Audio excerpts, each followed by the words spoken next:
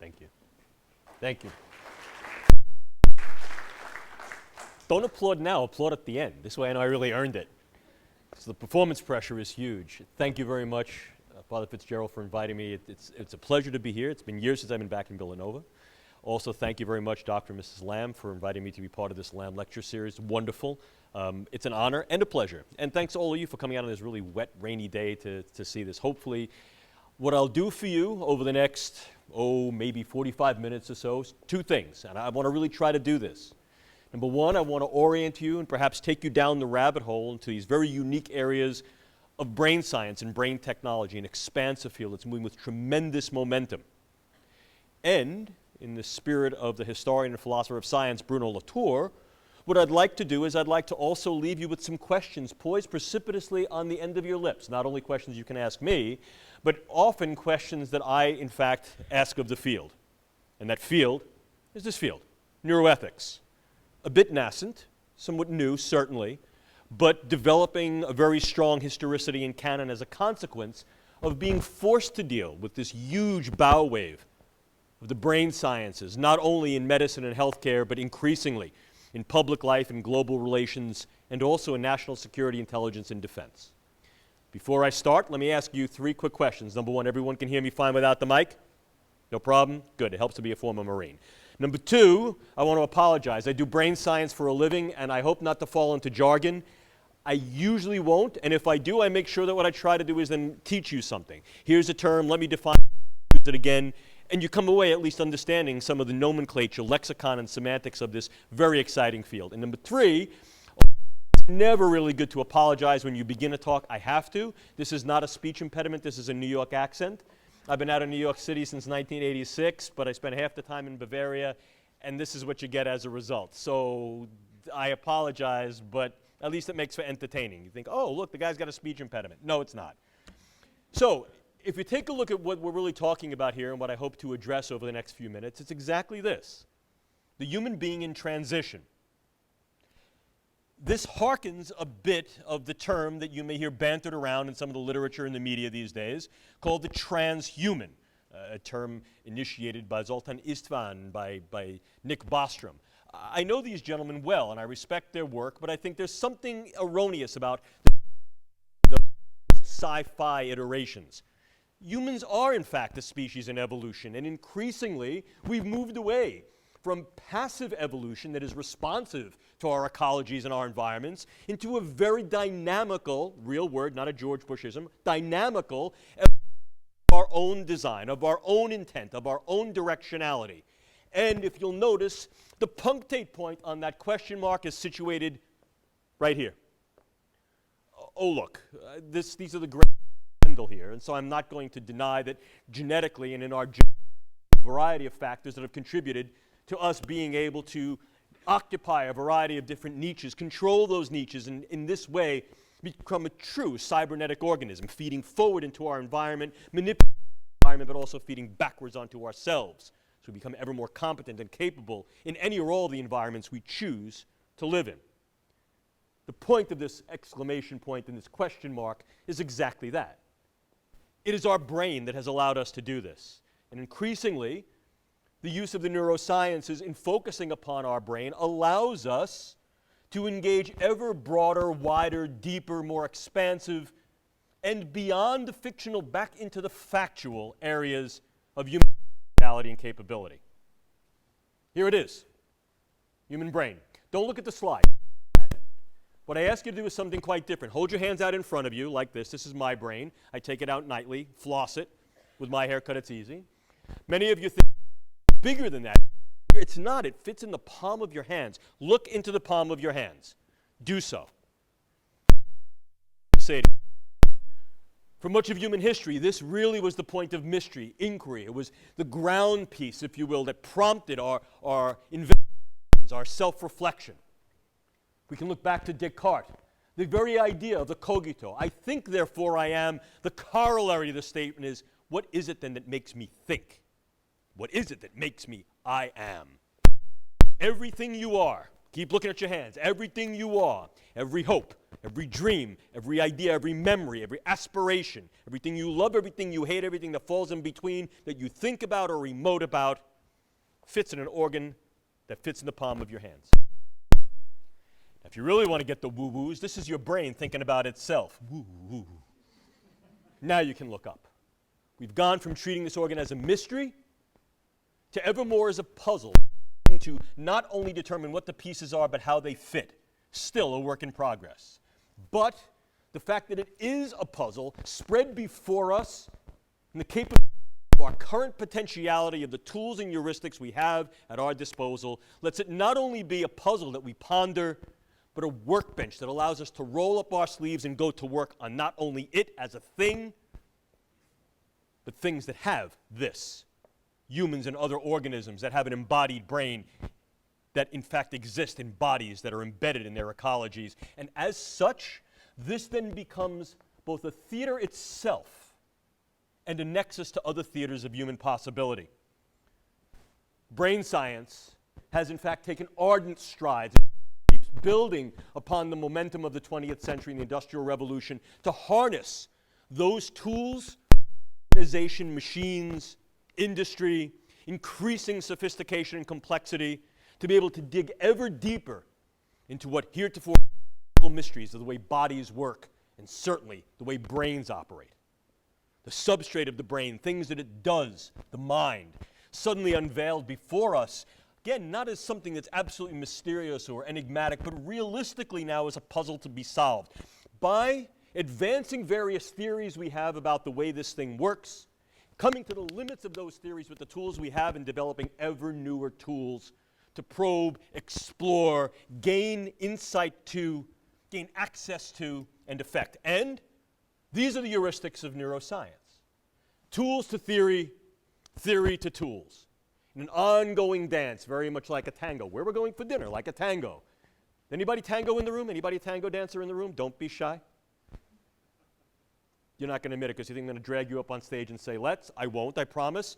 A good tango is interesting. Certainly, it's a Latin dance, so the man leads, but the woman really makes a guy look good. Same thing here. What leads, tool or theory? It may be a moot point, because irrespective, one leads at one time, the other takes the lead, and they both sort of make each other look quite good. And indeed, that's what neuroscience is doing, ever more. If we take a look at this, what we see is really a 100-year history of the brain sciences, going from an anatomical diagram taken at the point of anesthetized neurosurgery in 1905, taking about an 80-year leap, middle 1980s, being able to then develop various forms of magnetic-based imaging to peer into the living, required not to open the head, but to actually look into the living brain, the functioning living brain, meaning to get an idea of what was active in different ways, how we could then correlate structural function activity of differential blood flow and the uptake of hemoglobin with a variety of electrical signals in a brain that we had already pre-mapped, but now we're changing the map as we go.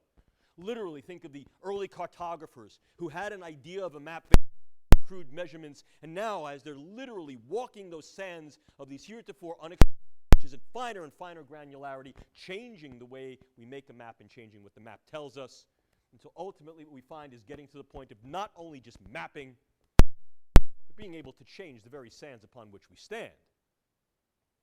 Absolutely, the idea here is map and manipulate. I think a more politically correct way of saying this is to remember three very simple letters. A, and A. Assess, access, and effect. And we put the heuristics of brain sciences, of tools to theory and theory to tools, to work in doing just these kind of things. Certainly at the tip of the spear, if you will, the thing that drives much of this biomedical science is to harness these things within the power and confines of medicine enacted within the clinical encounter. To be able to define, describe, and engage the burden of illness, disease, the ravages that may come with age and our own finitude. And in fact, in this way, evaluate, treat, and prevent pathology of the brain mind. Those things that fall under the broad rubric of the neurological and psychiatric and psychological sciences, things that go bump in your brain. But not just. Like any form of science, it's not simply a case of fixing it when things go wrong, but defining what things are right and wrong, inclusive of limits. Think of any science. I challenge you to do so. And what you'll find, it's not only a question of fixing it when it breaks, but greasing the gears when it runs. Defining what is the norm, the abnorm, and in fact going beyond those. Optimizing function under the rubric of perhaps human flourishing. Just fine, because we've always done that. We're tool users. The question is, how do we then define flourishing? How do we define the good? How do we define the directions we're going? What are the limits and what are we doing with this? And of course, given the fact that we've already discussed this as something that you hold in your hands, but in fact by holding that very thing in your hands, what you hold in your head is your past, your present, and your future. The essence of perhaps what makes us, us, at least a part of the seed of the self embodied in this thing. Then the question then becomes, what will we do with these tools? Certainly if we look at the brain sciences, the neurosciences, if you will, a 40-year history. That's not to say studying the brain for 40 years, certainly not. In reality, this has come from antiquity. We look back to Aristotle, Lucretius, Galen. We look to Hippocrates. We look to Aquinas, certainly, Descartes. All through our history, we've looked in the reflecting pool as we look back upon ourselves and we think those Cartesian thoughts.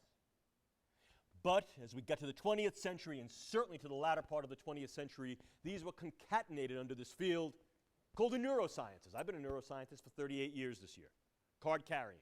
When I got into the field, there were only four programs in neuroscience, named as such.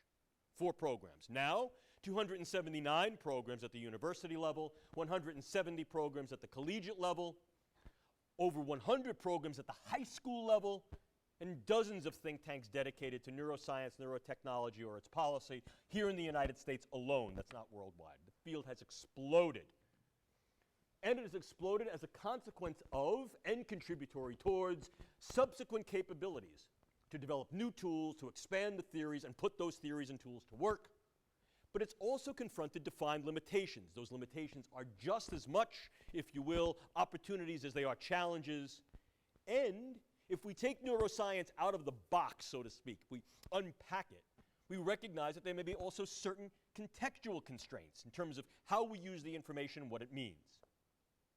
And so we ask ourselves a question really of the benefits, burdens, and risks, as well as these potential limits and liabilities that are incurred by neuroscience and technology, what we colloquially refer to as neuro-S&T, with regard to its possible uses.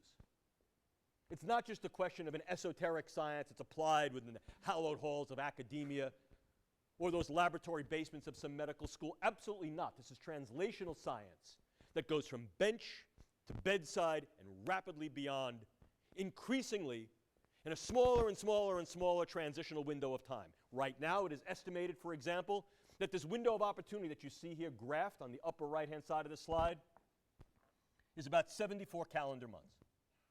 74 calendar months. A little more than 6 years to go from conceptualization to construct, working construct in some theater of enacting brain sciences in medicine, public life, global security, and a variety of the different meanings that we attach to it via the prefix neuro, neuromarketing, neuroeconomics, neurospirituality, neurolaw. Each and all of these things harness the brain science in some way that is translational in its application.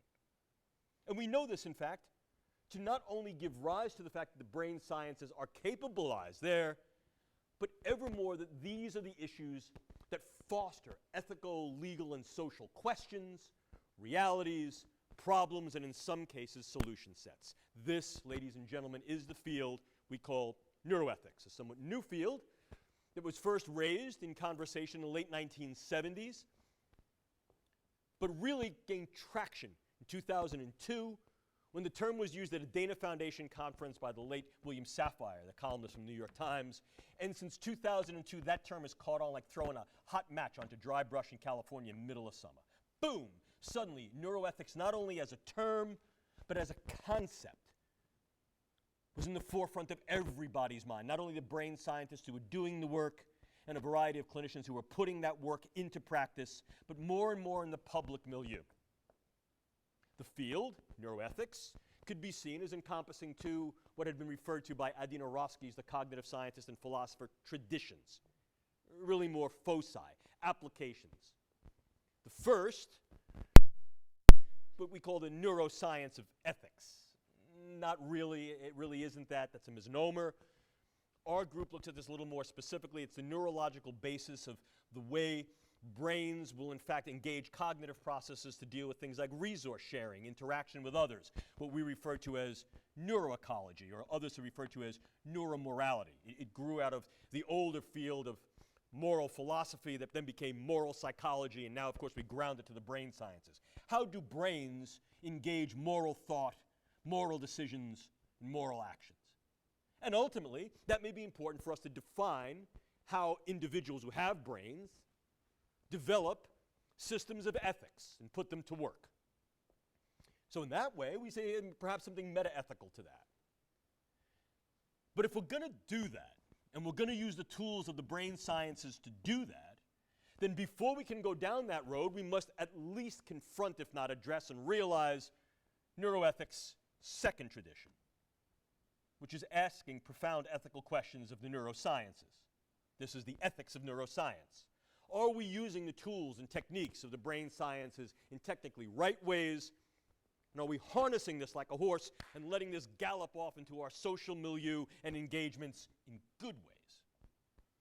This is really not so much circular reasoning in terms of what comes first or what doesn't. I see them more this way. Very much like the M.C. Escher print you see in the upper right-hand side of that slide, one hand drawing the other. I need them both. If in fact I'm going to harness the brain sciences not only to define morality and what that may be with regard to those processes, then I better understand the ethical import, developing the brain sciences in ways that are correct and utilizing them in those ways that harbor well and comport well with various ethical systems.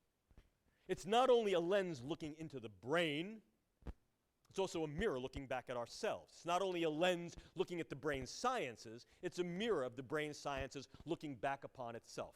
There's reciprocity in those traditions, and in fact, arguably, it is important we do the second one first. Before we step, we need to look. Where are the landmines? Where are the tripping hazards? Where are the footfall effects? And in fact, this brings me, if you will, to the edge of the neuroethical rabbit hole. And as we teeter on that edge, before I take you ever deeper down that rabbit hole, let me put it to you as a question. And the neuroethical questions will come in two parts. Here's part one.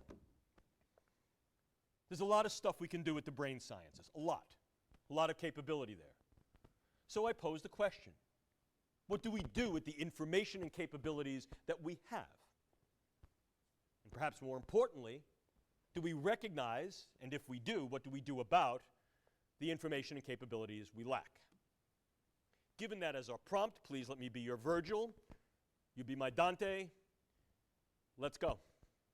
These are some of the more contentious areas that the brain sciences have spawned that become the foci for neuroethics, that pose great ethical, legal, and social issues, questions, problems, and perhaps provide a venue for opportunities to then be able to harness the brain science and use them in ways that may be definitively good, may mean in various aspects of society.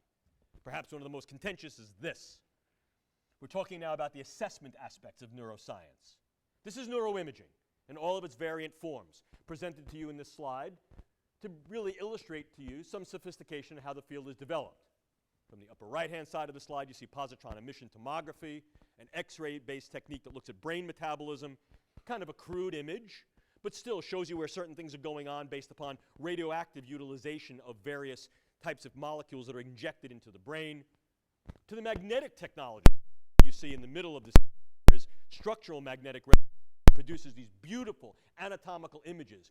Great to be able to show things like lesions in the brain, malformations in the brain, structural things. If we want to dig a little deeper, we can also utilize that same type of magnetic technology to be able to assess differential levels of oxygenated and non-oxygenated hemoglobin that then demonstrate regions of the brain that are distinctly or differentially active when we think certain thoughts, do certain things, imagine certain things.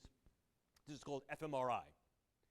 We can get even more sophisticated and trace tracts through something called DTI or DKI, diffusion tensor imaging. It gives us these lovely images here that allow us to demonstrate the directionality of information, or at least network activity flow, in a living brain. And we put them all together in a big old grab bag. Allows us to literally network model the brain, as you see over in the right. This is called connectomics, and that allows us to see what brain areas are interacting with what in relatively real time as we go through various tasks, thoughts, etc. This is ubiquitous.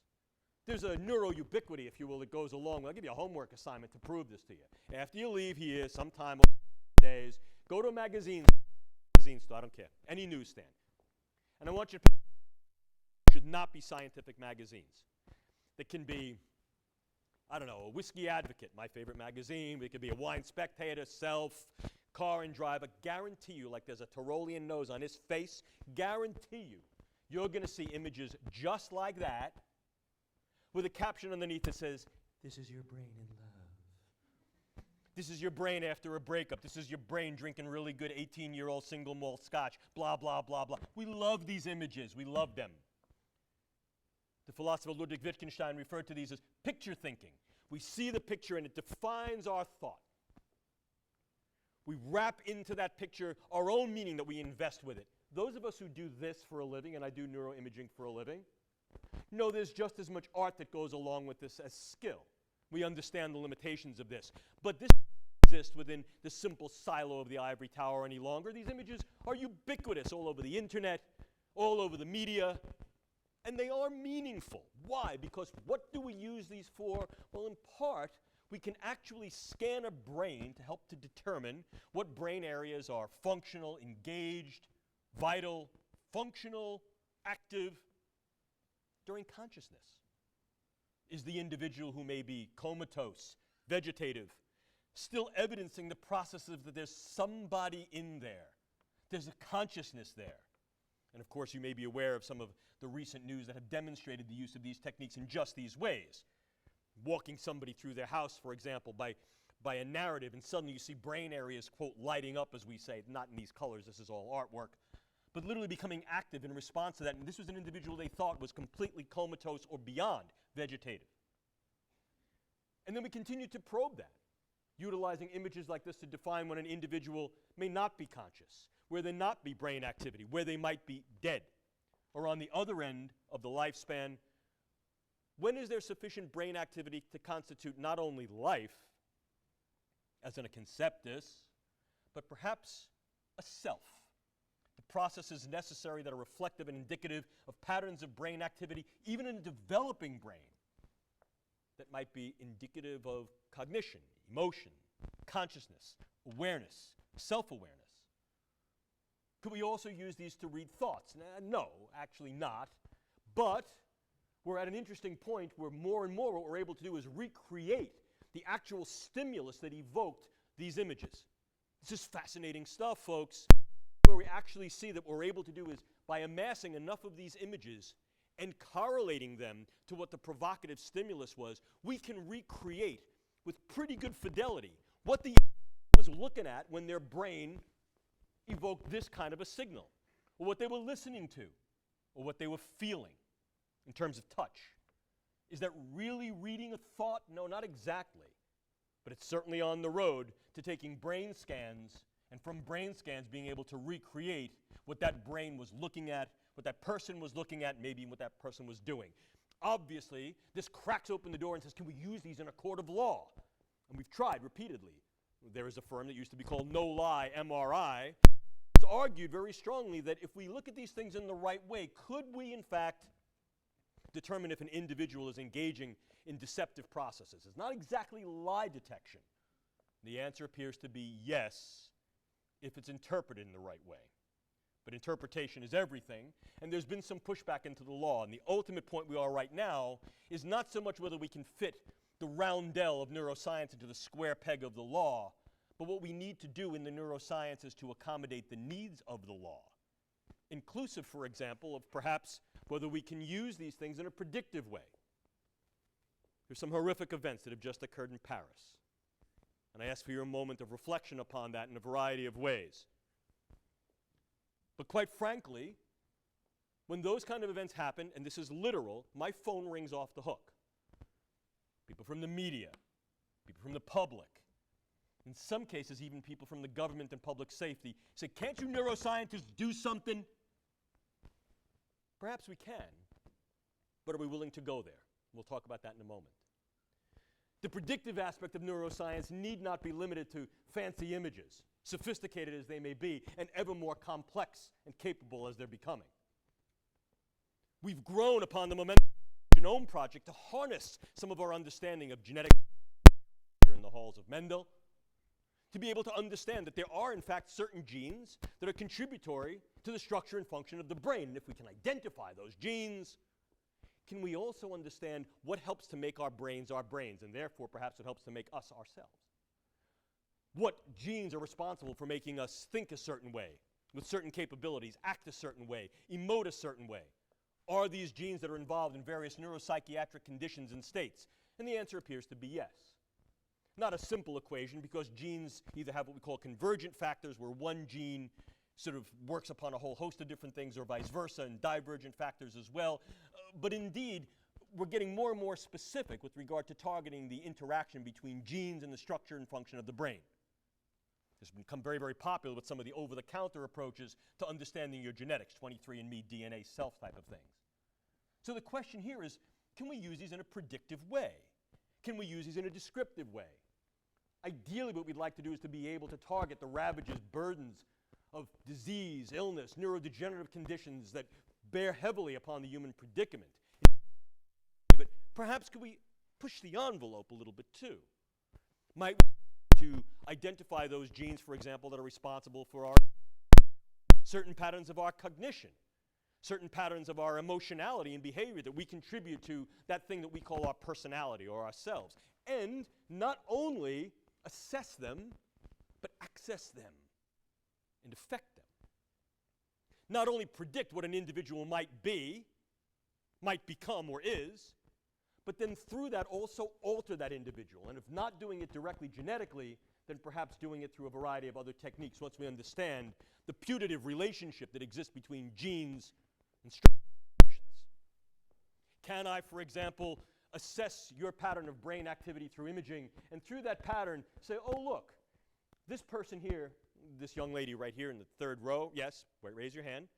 I take a look at her brain pattern, I take a look at her genetics, and you can see on that slide, perhaps not too well, there's an area back at the base of the brain called the gyrus that sits right behind another fancily named area called a precuneus that seems to be indicated very strongly and implied of intelligence. And if I scan her brain and see hers is highly active, and I happen to note that she has the right genes contributory to the structure and function, you should not graduate or graduate education. Let's just give you that degree now. You're a genius, dear. Why don't we just give you that huge six-figure paying job, because look at the potential. Look at that brain. That brain has a 99% likelihood of blossoming into genius capability. Beam, she's smart. She could do it. Sign me up. Yet we could come along, and the gentleman right next to her and say, you know, not for nothing, but I took your brain scan, and I looked at the brain scan, and it's different. It looks 95% like somebody who's a child molester. And he goes, whoa, whoa, whoa, wait, I love kids. I'm like, yeah, I bet you do. Would you give her the job? Would you let him watch your kids? Intellectually, we're like, no, no, no. There's a part of your gut that goes, whoa, whoa.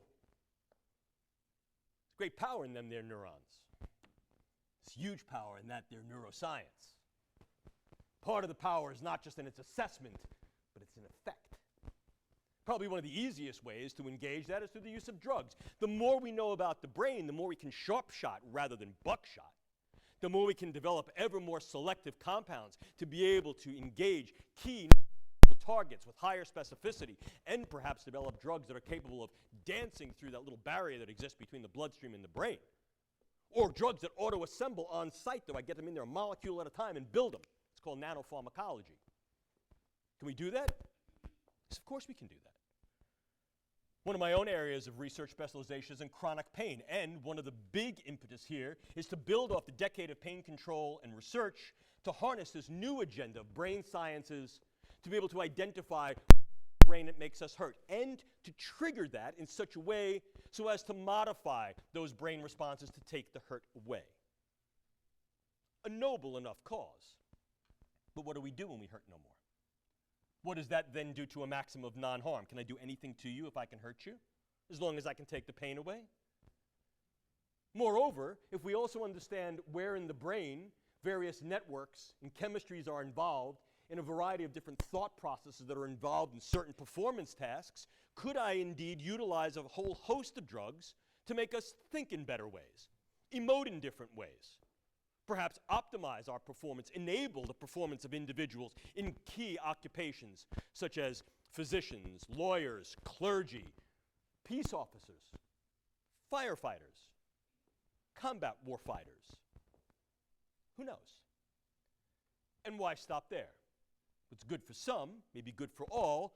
I'm a nice egalitarian. Why don't we all do that? Show of hands. Complete anonymity here. If I could give you something, a pill, minimal side effects, that would make you 85% smarter and have to study 75% less. Show of hands, how many of you take it? I know. How many of you wouldn't? These are usually the people at the end of the room come up to me and say, "Are you serious? Where can I get it?" More than likely, the reason you wouldn't would be based upon two primary, what I would consider domains. Number one, what's it going to do to me? Is it safe? Or you might, in fact, be thinking, well, is that fair? Am I cheating? Or what is that? What would I lose if I took that? Have to work as hard. Valid enough criticisms. One of the problems, however, is when we loose this into the social sphere, if, in fact, he's taking this pill, and he's taking this pill, and they're out partying and have a great time, and you're busting your bottom studying, and what you find is that suddenly the mean begins to shift, and this is the new normal. All of a sudden, this young lady goes, "I don't want that pill." And it's like, maybe I do, just a little, once, maybe. Right now, they're still sort of early in their development. You see some of them, Adderall, Provigil, Ritalin. How many of you have seen the movie Limitless? Did you like it? Say yes. I was one of the scientific advisors on the film. Say yes. Just humor me. There were a gazillion of them. It was a fictional drug. But we had as sort of what we call a scientific myth, what the antiquarian Greeks refer to as idola. The idea of putting forth a myth to spin a tale about what would happen if you let loose something like this into the nation. And we based it on this is the real drug. This is called piracetam. It's one of a category of drugs called the racetams, are originally developed to treat Alzheimer's. Didn't work, but work really, really well on some individuals to improve their cognitive function. There's an interesting blog out there called Life on Racetam. Doesn't work on everyone, and in some people produces a paradoxical foggy effect. But they're out there. I love to ask audiences like this. Do you know what this drug is? Nobody wants to admit it. It's so funny. When I do this in other lectures, people said, "That's ecstasy." Yes, that is ecstasy. I always wonder, how do you know? Yeah. This is an interesting drug, too. We're starting to examine ever more the capabilities of the psychedelics and what they can do, and whether these things should even be regulated, or whether these things could be used in a variety of circumstances in very, very distinct social envelopes and social silos. And what do we do with this? Can we use these drugs to affect not only things like pain and suffering, but also to change our cognition, our emotion, perhaps shape our morality? But drugs are dirty. I don't care what we're still doing, drugs are dirty. Drugs are always sort of like taking a drink out of the fire hose. Water gets all over, and we haven't quite cleaned up the Drug Act yet. We have to do that, because we've got these. These are called brain-machine interfaces, and there are a variety of them. And they range from things that are exceedingly invasive, like the one you see in the upper left-hand part of that slide. This is called deep brain stimulation. It's an indwelling stimulatory device. The newest ones are highly sophisticated, multiple electrodes, closed loop, auto feedback, programmable and telemetrized. And of course, we use them to treat things like Parkinson's and other movement disorders, obsessive compulsive disorder.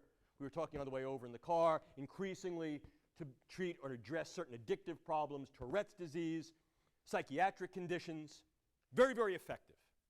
But it is neurosurgery, and very often this is left as sort of the last resort for those patients who have intractable disorders or conditions that are non-responsive to other less invasive forms. But you don't have to go there. We don't have to drill into the skull to get into the brain. We can utilize other things, such as transcranial approaches, transcranial electrical or magnetic stimulation. And with the transcranial electrical stimulatory devices, one need not even go to a clinic or to a physician. Something really interesting, take a look at direct-to-consumer brain stimulation. There are a couple of very good devices out there on the market. One is excellent, that produces either a chill state, kind of like a nice bourbon, or an activated state, sort of like a really good shot of espresso. If you really want to get the willies, look up do-it-yourself brain stimulation, a huge community of auto-experimenters that are using Reddit as their forum. But it goes beyond that as well. It's not just a question of stimulating the brain, it's also a question ever more of transplanting tissue and genes into the brain. And you may be aware that in 2017, Italian neurosurgeon Sergio Canavaro is planning the first, listen to it, head transplant.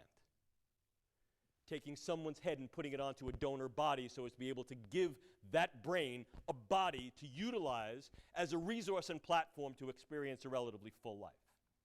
5 years ago, ladies and gentlemen, if I were giving this talk, I would have said that's pure sci-fi. 2 years ago, I would have said you're dreaming. Next year, we're about to say it's a reality. Can we use these techniques to abolish pain, suffering, sadness, expand our capability cognitively, emotionally, behaviorally to new venues, opportunities of performance, and perhaps even to change our morality? And if you really want to get into the human in transition, it's this. I don't mean like the guy on the side of the slide. We're not talking here about biological material over carbon endoskeleton.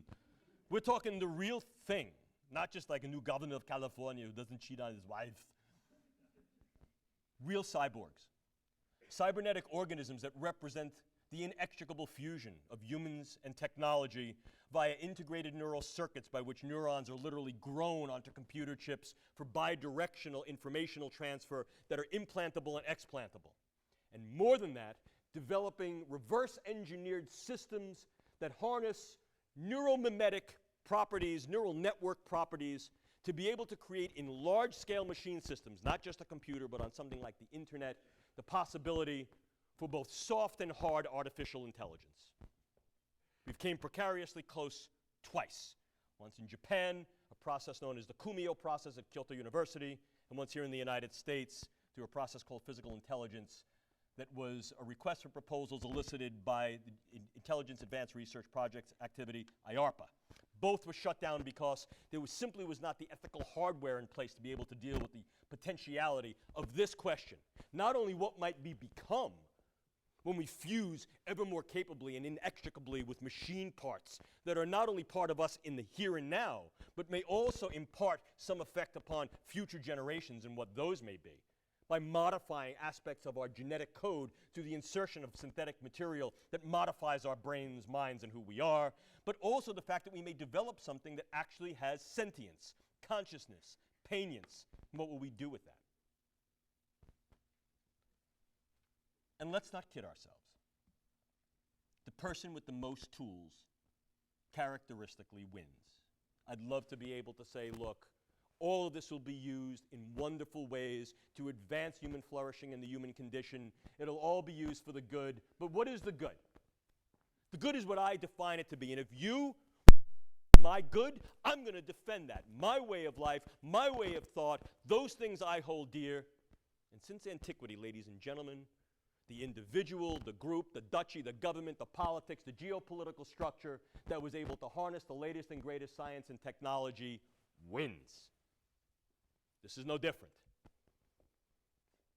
The brain represents the new battlescape on a number of different levels, all the way from the way we train individuals who are involved in national security, intelligence, and defense to the frank weaponization of some of these things that I've shown you as ways of contending against another, either by mitigating, lessening, or completely reversing their will to fight, by recognizing these can be highly debilitating tools that when utilized in these ways can, in some cases, create whole new armies of debilitated individuals. If you're interested in more of this, I'd be happy to share this information with you later. Some of the work that I do ongoing with the United States government Pentagon. This is just the brain science. This is a snippet of what it can do. We've scratched the surface. I've taken you a little bit down the rabbit hole to really glimpse these things. Certainly these developments are scientific and technological, both in their import and their direction. But the mere fact that these do not occur in some scientific or technological vacuum of engineering, that these are human endeavors leveraged in and which gain purchase to human endeavor, the fact that the reality is that this is social. And therefore, they evoke neuroethical, legal, and social issues, what we call NELSIs. Perhaps at the forefront is, this is really the brave new brain world, brave new brain science, uncertain science. We may be changing the way brains work, modifying in brains heretofore unknown. We get runaway effects of the technology and or its meaning, as well as perhaps actually changing what heretofore had been the natural norm, something called a Wechselblatt effect. Sort of turning over stones that had not been turned over before, and now we must deal with the consequences. Even if we say, for example, it's all good, what are we using it for? Is it treatment? Well, treatment defines on who's normal and who's abnormal. We treat the abnormal, but we're using the science and technology itself to define the norm, not only in comparative, but in normative and applied ways. And as a result, these are distinctions that are equally reliant on the technology for the definition as well as for the application. Who gets treated? Who gets enabled? Who gets enhanced? What are the limits? Who decides these things? And for those of you who said, I don't want the pill that's going to make me smarter, you may have actually been thinking, what am I going to lose in the process? If I feel no pain, if I don't have to suffer, if I'm not sad, if I don't have to study, am I going to lose part of the human condition that is me? What am I gaining when I lose these things? What do I lose when I gain these things? And better still, who gets it? This is right outside of Philly. Do something. Go downtown. There are homeless people in Philly. Don't shy away. Don't guard your eyes out of guilt, shame. Don't. Look at them. Look hard at them. Teeth, they have perfect skin. They're not getting cosmetic surgery. They're not tight-lifted. People can hardly afford the basics of their health care. Who do you think is? I worked for 4 years in a think tank on the Hill trying to align new initiatives in the brain sciences what ultimately became the Affordable Health Care Act. In those 2780 pages of the Health Care Act, it was very, very difficult to find aligning literature and language to be able to make sure that there was really egalitarian spread. Yeah, some of my European colleagues, Canadian colleagues chuckle. My German friends were like, yeah, if you had universal healthcare insurance, you wouldn't be worried about this. Yeah, maybe, but we still have to define what the standard is and who gets it. And moreover, is there going to be continuity of care? Because as avant-gardistic as these things are, things will go wrong. Will we, in fact, take care of those for whom the mistake may have been ours? Because we simply didn't recognize. In what cultures do we do this? What is the relationship and responsibility of developing countries that are putting this stuff out and those that don't have? If we say, yes, we want informed consent in any or all, how informed can the consent be, given the fact that this is new technology? Should that impede the technology itself, or are we squandering and wasting the opportunity to make real gains in reducing the burdens and predicaments of illness and disease? Can we use these to establish new norms of what's a good brain, a bad brain, a healthy brain, an unhealthy brain, a healthy person? Where new norms lie psychiatrically, neurologically, socially, and legally. And will those things comport in courts of law? Look, what we spent about the past 40-odd minutes talking about, each and all of these things, I could look at through a lens that says this is going to create a new utopia. I'm going to create deeper and more precise understanding of what it is about a brain that gives rise to the things that we like to call a mind, a self, the consciousness. And moreover, able to understand what breaks that brain, what makes it dysfunctional, and fix it, to alleviate the burdens, if not human predicament, that come with disease, injury, congenital defects, the finitude of our own lives, the burden of aging. Each and every one of the exact same things that we've spoken about can also be viewed through a dystopian lens. If let loose into society with market pull, economic values, with our technological imperative to if you build it, if you build it, use it a lot. Clearly, we could also evoke those things that may be harmful and deleterious. The reality of it is, yes, science pushes. It's pushing because of the quest for new knowledge, because we're tool users, because we are Homo sapiens technicus, and that's what we do. because we're aiming this at human flourishing and survival to define what is the good and realize the good, it doesn't happen in a vacuum. It doesn't. It happens in the reality of our social spheres that are dictated and reflective of things like market and socioeconomic agendas and political agendas as well, on a variety of levels: economic, medical, military. And essentially this then is what defines neuroethics as not only its tasks, but the tools that it must employ, for sure. In reality, it calls forth a discourse. What do we know? What do we don't? What does this stuff that we know and we don't mean? Why does it mean these things for whom, and what do we do with it? And this then gets us into these second neuroethical questions, perhaps the most prudent of them. Given all the things we can do with the brain sciences and will be able to do with the brain sciences, what should be done and who will decide? And as you can see in this slide, the brain sciences are moving quickly, copiously, out of the laboratory, beyond the bench, to the bedside, and evermore into various aspects of our daily public lives. But let me tell you what we can't do. We can't do this.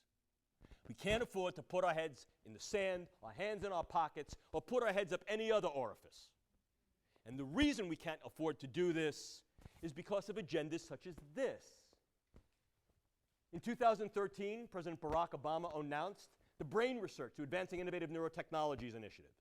It was $2 billion with a B into American neuroscience and neurotechnology as to spring forth from National Institutes of Health, the Defense Advanced Research Project Agency, National Science Foundation, together with a host of private foundational partners to advance brain science that goes translationally from the bench to the bedside to the public sphere within a 5-year opportune window of time. But you know what this was? As important as a shot in the arm that this was to advance and momentize American brain science, this was a Me Too agenda. Why? Because neuroscience and technology is huge on the world stage. It's not just done here. In Europe, they have the Human Brain Project, 100 billion with a B euros. In Asia, in Singapore, it's a decade of the mind, 75 million Singaporean dollars per year for a 10-year initiative. Moreover, recent estimates coming from Neuroinsights and the Neurotechnology Industries Organization predict accurately by virtue of trend modeling that by 2020, better than 50% of neuroscience technology research, development, applications, and use will occur outside the West. China, Japan, Korea, India. It may change the philosophical lens and focus. It's a huge market in healthcare, public life, global relations, and even the military. It calls forth the need for neuroethics. Recall that I said to you that neuroethics was hatched, if you will, in 2002. It just finished its first decade. We view that as defining its turf, so to speak.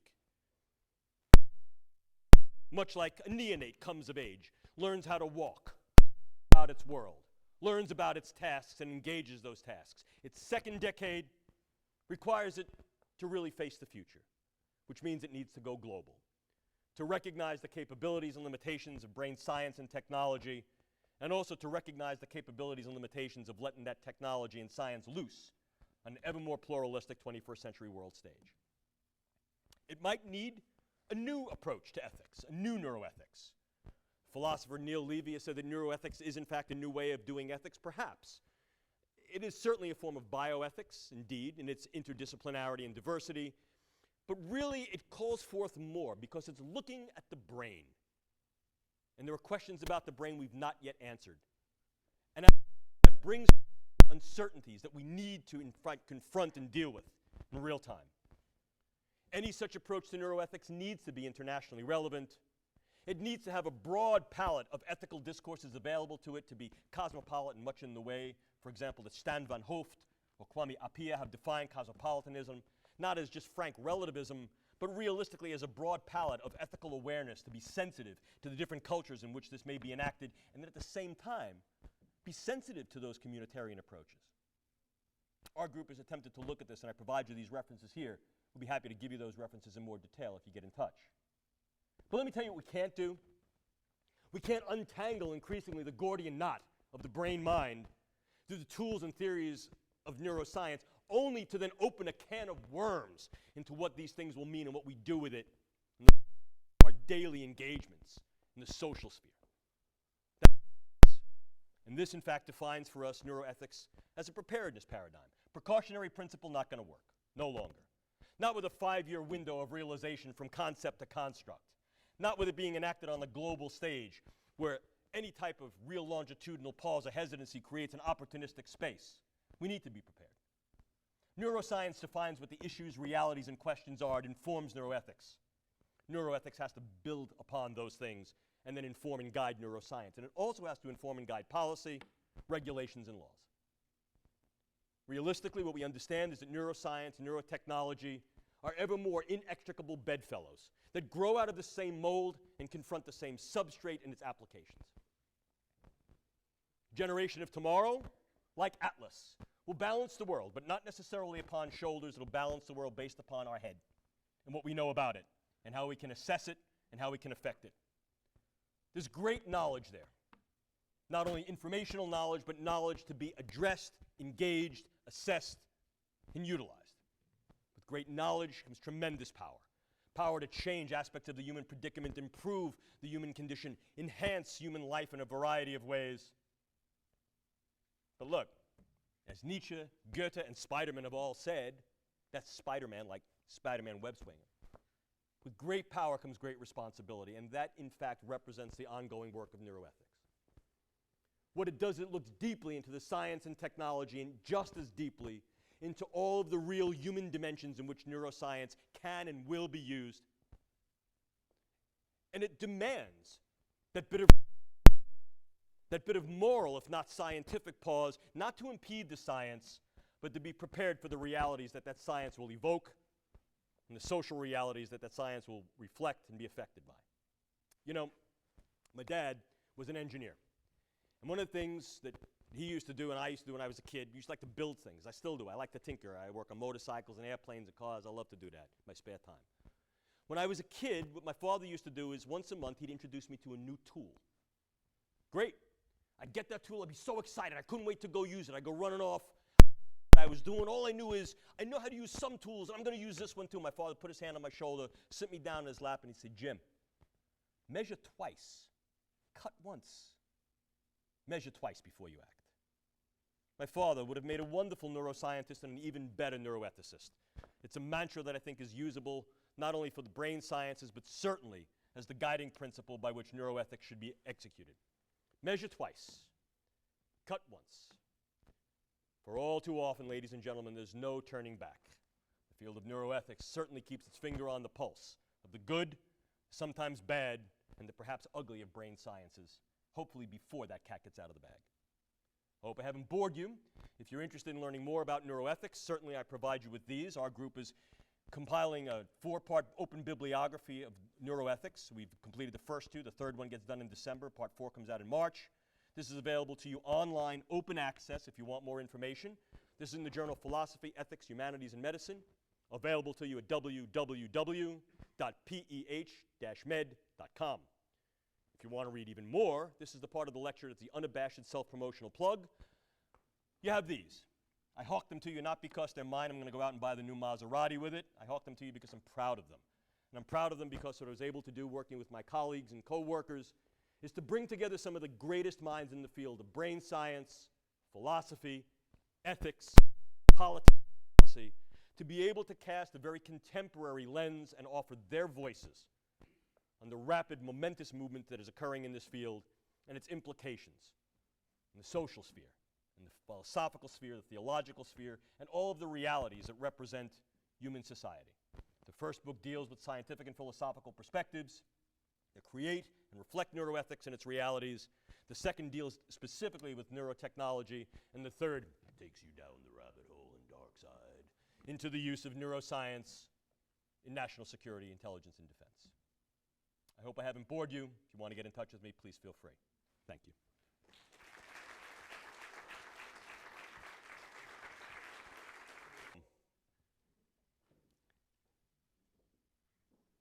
I'm always impressed that's a good thing or a bad thing. Oh, you got one. Good. Does linking human and machine with, the human brain and machine through deep interfaces, and as we further this, I'm sure deeper connections, slow what would be considered pure or natural biological evolution in humans? No, I would actually, I would have a definitive answer to that. The question was, is the interfacing and iterative interfacing of what's called neurocyborgization of humans and machines slow the, quote, natural evolution of humans? No, I think not. Actually, I think what it does is it accelerates that. The reason for it is this is actually called accelerated evolution or directional or intentional evolution. And what it creates then is sort of a steeper slope that then allows human development not only in terms of what the actual brain or organ system can do, but also its interaction, for example, with other organ systems. And as a consequence of that, what we tend to see is there's an escalation or an acceleration that occurs. The question then becomes sort of wrapped up in two parts of your question. Number one, well, is that natural? And that really brings forth a discussion that we go hours about, and I think the grounding element here is, well, is it in our nature to do so? And of course, humans as tool users, that is intrinsic to their nature. One might even offer a larger, perhaps more theological argument that says, well, given sort of image of creator, then the image is as creator, that's what we're doing, creating, which then gets to sort of an ancillary, if not derivative issue, which says, but do we have the knowledge to do so, or are we creating in the spirit of Icarus folly? Look, I've made wings. Look how high I can fly with these wings, not recognizing the responsibility that comes with creation, not only for the things you make, but also to recognize your own humility and perhaps recognize some boundaries and constraints. So the issue there is, will it accelerate evolution? Yes, perhaps it will. Key ways that might be very influential to what humans can do and will do. The larger question is, can we handle it? I don't know. Yes, sir. I'd like to get your comment on sort of what I think is one example of a problem that is already out there ethically. So if we go back to when the CT scan, the MRI scan and such were developed, there was a very short time frame between those inventions and the clinical use of those inventions in the general public for the benefit of the public. Mm-hmm. On the other hand, we have all this wonderful functional imaging now. Mm-hmm. We have studies that have shown that we can get a better handle on psychiatric diagnosis and may be able to predict better what medications will work in a particular patient. And yet, this type of technology is not out there in clinical practice to any extent. Correct. And I'm interested in why you think that is. My own comment on it is, I think that psychiatric patients are the modern lepers. Correct. Lock them out. We don't fund it. We don't pay for it.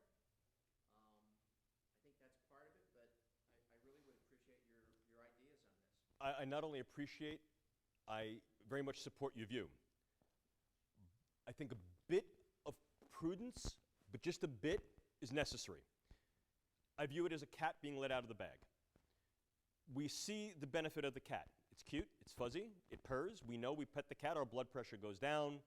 We recognize cats can be adorable, they're fairly clean animals, blah, blah, blah. However, we also recognize that cats have teeth, claws, and they poop and pee on things. And so we need to be somewhat We need to also recognize that some of the things we may hope the cat can do, I have a trick cat, look, it's Felix, I know Felix the cat, it's going to have a bag of tricks, may not be able to do that. Understanding the frank and realistic capabilities as well as the limitations of any technology is important to be able to define its relative benefits, burdens, and risks. My exact position is if we know those burdens and risks, or many of them, and or if we have a system in place that's able to counterbalance those benefits and risks through continuity of both research, care, and compensation, then what it does is it dulls the potentially harmful side of that blade, leaving the more beneficial and viable. My advocacy. However, that to date, there has been some social pushback because of some of the misuses that have been incurred by these things, number one. Two, the necessary funding to advance these into direct clinical practice has been absent. That's a financial problem. And number three, the idea of being able to use them broadly in a way that is not only applied, but as you've implied with regard through psychiatry, that is normative. This is a normal brain. This is not. There may not be the systems in place that are then really prepared to respond to that. That really is more of a social problem than a scientific one. The social problem exists on two sides. It exists on the advocacy of medicine beating a drum, saying here we have viable techniques and technologies that we as a community are willing to take responsibility for, if and only if there is the necessary extra structures in medicine, economics, administration, to be able to support frank, good, right, good use. The side is the social community that tends to over-exaggerate some of the risks of these things and or miscommunicate the way these things are being used in such a way as to then evoke a pushback movement. My particular perception on this is there's a very strong obligation that exists in the neuroscience community as well as the neuroethical community to essentially cut through the garbage of miscommunication, misappropriation, misunderstanding, and to advance these techniques in ways that are not only technically right, which comes first, but by upholding that technical rectitude, therefore advance a stance of moral goodness in being able to achieve those goals. That's a bit of a sea change. I'm confident that that sea change is occurring one step at a time or one drop in the bucket at a time. But in reality, one of the things that I lament is that there are a number of individuals who are falling between the cracks because these techniques and technologies are not being used as broadly or as appropriately as they should. Your point's spot on. Yes, ma'am.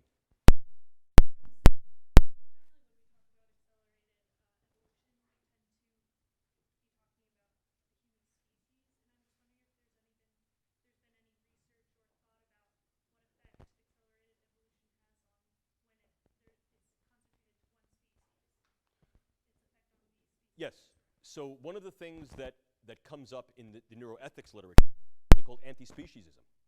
So the issue there is that the more we're learning about a variety of animal species, the more we recognize or confront something called the extrapolator's dilemma. The extrapolator's dilemma is, hey, we're using these as a viable model without such broad extrapolation comparatively, and now we recognize they're doing the very things that we hold near and dear to our own species. So that basically means how we have to treat those species with increased moral regard. Along with that, however, also comes the idea of reciprocal translation. In other words, what we're doing in these models of neurotechnological and neuroscientific advancement could in fact be applied back to the models to then get neuromodified species outside of our own that are able to do a variety of different things. Of course, here we got something referred to as a builder's or creator's bias. As a consequence, one of the things we're very sensitive to is to what that actually means. This gets into a unique area, you didn't think it was going to come up, but it did, called neuroecology or environmental neuroscience. And there's a whole area that deals with environmental neuroethics that addresses just that problem, or at least the questions, the issues, and its potential, which is can we also engage some of these neuroscientific and neurotechnological modifications to other species so as to undo, if you will, some of the harms that we as a species may have incurred by our various niche occupations? Or are we going to hog it all for ourselves? And if we do hog it all for ourselves, we're not uniform in that either. What happens with regard to developing countries and their obligation to those countries that are not yet developed or not at all developed? What happens to the equity, the equality that goes along with that? So the issues here on the distributive justice, not only to our species, but to other species as well, looms huge, not on the horizon of possibility, but in fact in front of us now in the realities of what we're doing with this stuff. Very, very good question. Yes?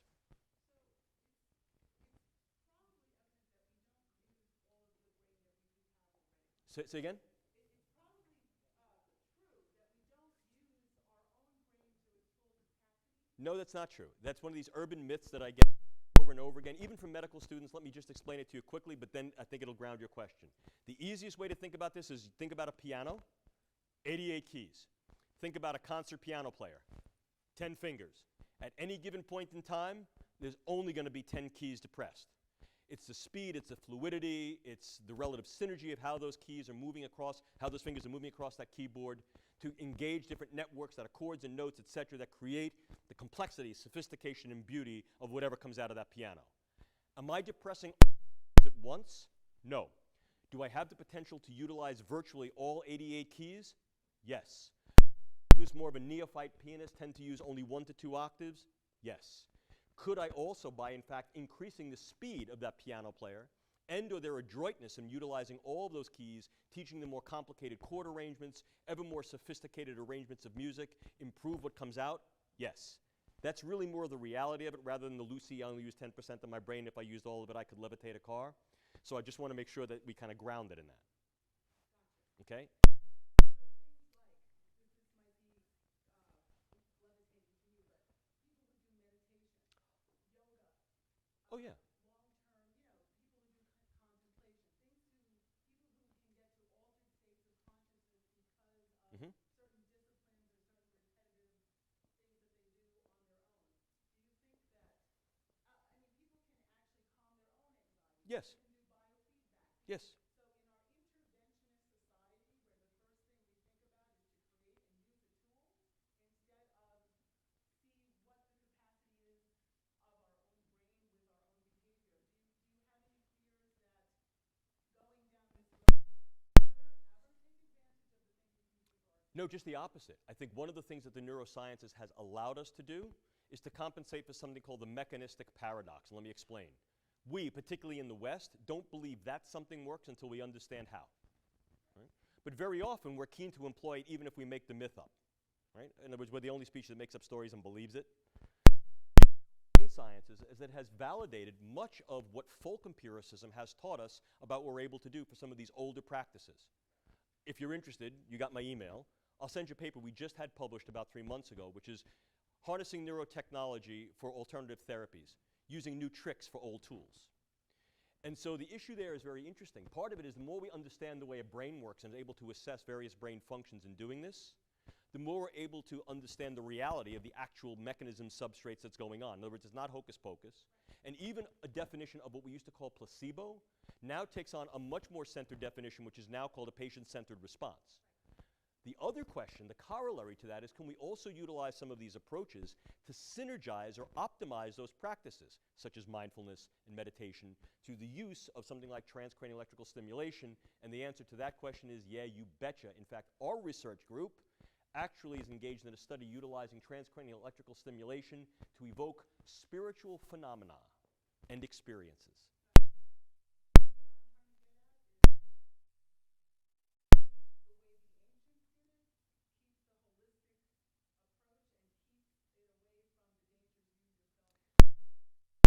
No doubt, but I also think that one of the problems you have is standing in front of the locomotive and going stop.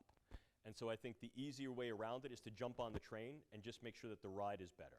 Because I think what will tend to happen in the East, for example, and I'm seeing this happen, for example, abundantly in Japan, is that there's an impetus to employ the brain sciences to validate some of those techniques. So even if we just use it on the assessment side, I think there's still an impetus to use the tools. Again, technological imperative. My hope is that what it does is exactly what you're saying it does. It reinforces for us that here we have these perfectly good mechanisms. Don't mess with it. It ain't broken. So my hope is that that message is communicated.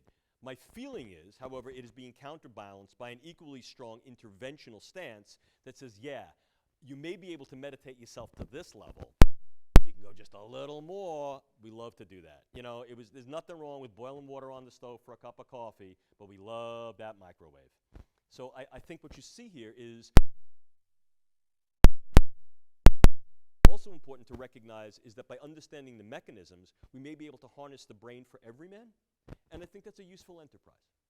It's certainly something that comes out of much of what we're seeing with the brain initiative itself. There's actually language that says if we can employ these in a low-tech way, do it. Don't default to a high-tech mentality if you need not. Good point. Yes.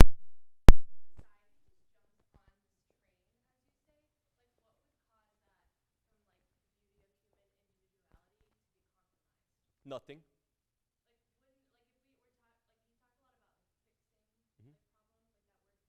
Mhm.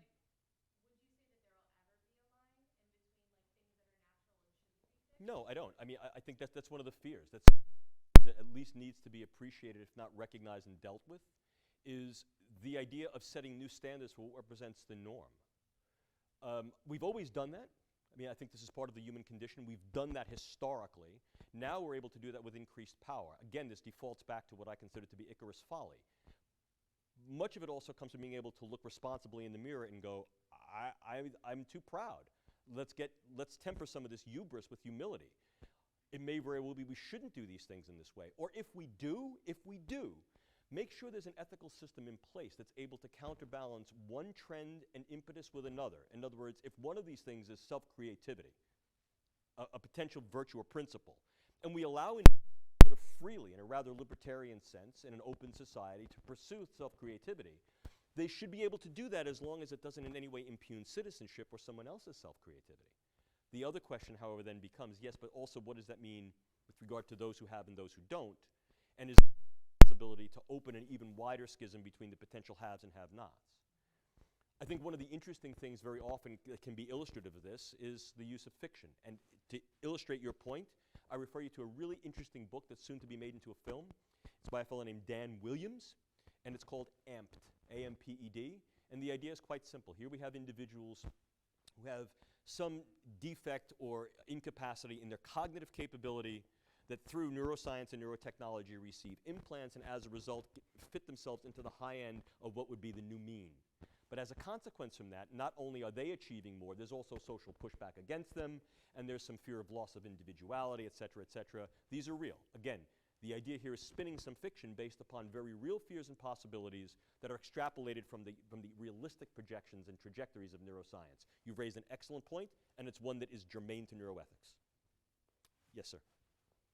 Ma'am, I'm sorry. No, I didn't have my glasses on. I called you sir. I'm sorry. No worries. Apart from exoskeletons, which are now being used for people that cannot walk, what do you think is the next step, and how long do you think we're going to reach to the point that we Oh, yeah, exoskeleton, that's nothing. Exoskeletons are easy. They just clomp along like this. The real big one is something called haptics. Go to the website, www.harpa.mil. Look up haptics, H-A-P-T-I-X, sensory prosthesis. These are prosthetics that feel. Moreover, not only are they peripheral prosthetics like hands and feet, eyes, ears, skin. So the idea here is to be able to literally increase or kind of reappropriate a much wider, not only sensorium, but motorium, in other words, what we can do motorically with some of these neuroprosthetic devices that are hardwired into the nervous system. The question then becomes, can you also then expand the capability? So it's not just a question, for example, of an artificial retina or a neural implant that bypasses the retina altogether to go right into the visual cortices, but could such a device also, for example, see infrared and ultraviolet? It's not just a question of a cochlear implant. It's a question of a cochlear implant that's able to hear ultrasound or subsonically. The answer to those questions are those fall well within the scope of what is capable. What does that mean? And how long do you feel like before that's going to be implemented into like normal technology like nowadays? It's available now. It's not sci-fi, it's available now. The haptics program is a 5-year realization program, 60 calendar months with 12-month deliverables. It's available now. And for like spinal injuries? A little more difficult. The problem with spinal injury is a problem called gliosis. What ends up happening is you get proliferation of an accessory cell called glia. And what that then does is that causes degenerative changes in the neurons on either side. It's a protective mechanism, very, very difficult to combat. Interestingly, some of the work coming out of this, what people are sort of viewing as almost charlatan head transplant thing, the actual procedure itself is called Heaven Gemini, which stands for head and vascular anastomosis procedure, and then the Gemini is the pairing, utilizes interesting molecules that are intermediate weight derivatives of something called propylene ethyl glycol. And what they appear to do is they actually facilitate neurological fusion. And they've been used experimentally in severed spinal cords in dogs to then literally rejoin the cords and get some aspect of sensation and motion back. The problem, however, is getting that on site quick enough and trying to maintain a viable enough field within the severed spinal cord of an individual who's been injured so as to be able to allow these things to do their job. And that's problematic. But I think certainly there's some research that is promising in that area, and some of it is coming out of the Christopher Reeve Foundation. Yes, sir.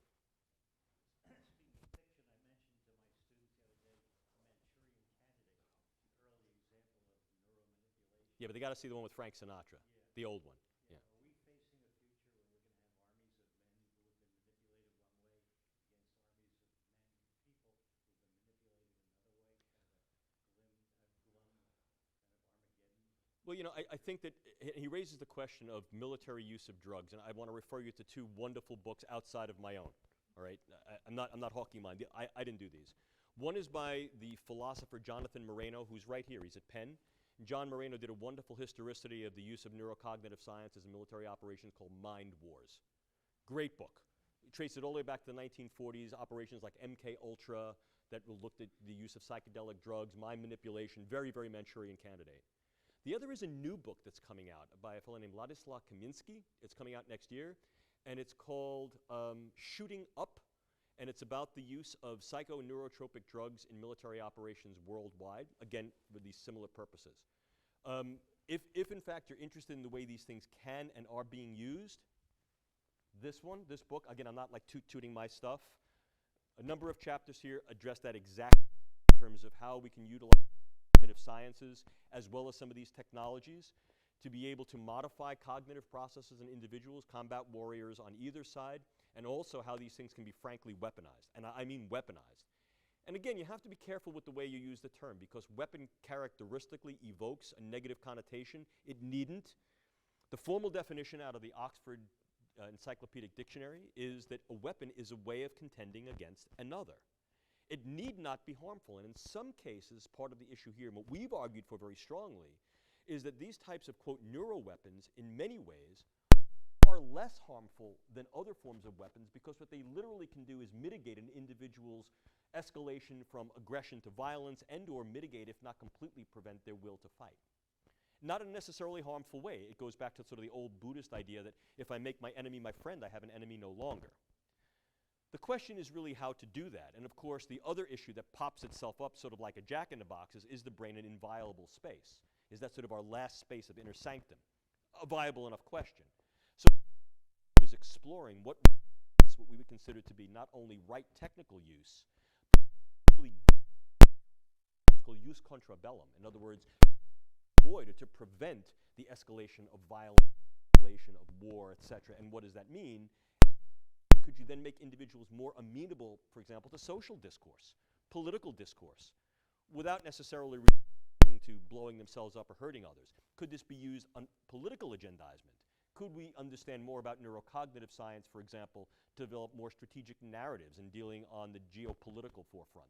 The answer appears to be yes, but that too is a work in progress. So again, I refer you here, and there have been some interesting white papers. I'm happy to provide them for you. They're all now in the public domain. Yes?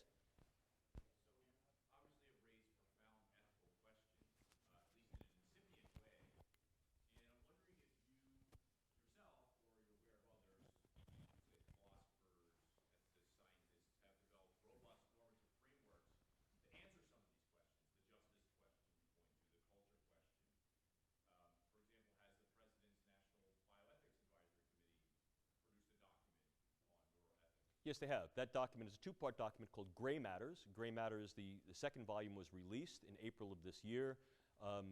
If you go to our Georgetown website, georgetown.edu, we were responsible for the co-launch with the Presidential Commission, and so we had members of the commission who came and presented at our group via a symposium called Gray Matters, Minding Gray Matters. Our group, working together with some of our colleagues at the International Neuroethics Society, has actually laid down a preparatory neuroethical stance or paradigm for how particularly neurotechnologies might be neuroethically addressed. If you're interested in that, that's in the Journal of the American Medical Association, 2015. Email me. I'll be happy to send that to you. Just put on the subject line, ethical frameworks. Two additional ethical frameworks have been proposed, one coming out of the Human Brain Project in Europe, that's part of the European Consortium on Neuroethics, and another one that's sort of a sub-statement that had come out of the International Neuroethics Society last year. And so there are some documents that are more compendium documents looking at different approaches to neuroethics. We have actually tried to generate that through, through this, what this neuroethics would actually look like. The paper on the left, again, open access available to you online. I'm happy to provide that paper to you. What key principles would be to be able to counterbalance some of these tendencies in neuroethics and allow them to then be tenable on an international stage, so they could in fact be localized within certain contexts, yet viable and entertainable on a larger cosmopolitan field. It's a basis for discourse, because this has to be in sort of very much in the way of a Rawlsian approach, the balanced equilibrium or a balanced discourse. And I think ultimately at the end of the day what you're looking for is sort of a philosophical minimax. What is the minimum amount of intervention one could do ethically and guidance to be able to then provide maximum benefit to those particular contexts of use that then extend that maximal effect broadly into other communities of use. And not an easy issue. We tried to do that with the paper here, and this also became a position paper for the International Neuroethics Society.